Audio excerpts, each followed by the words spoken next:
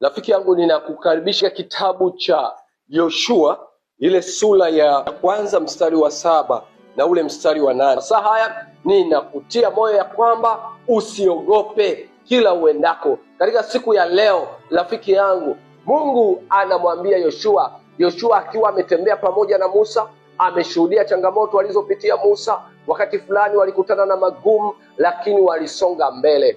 Usiogope kuwekeza kwa sababu ya changamoto uliyomuona aliyekutangulia kuwekeza.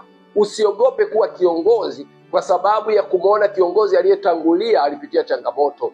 Ni kweli kabisa, Yoshua alikuwa karibu na Musa, sasa anaandaliwa kuwa kiongozi. Na Mungu anamwambia usiogope, uwe hodari na ushujaa mwingi. Hauwezi ukawa shujaa pasipo mapambano.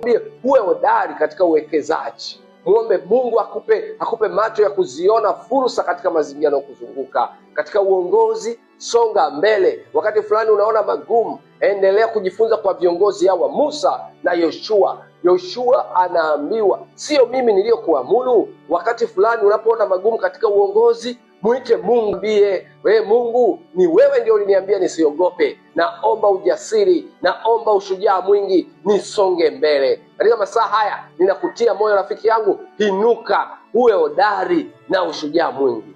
Mungu ataendelea kuwa pamoja na wewe. Mungu akubariki kwa jina la Yesu.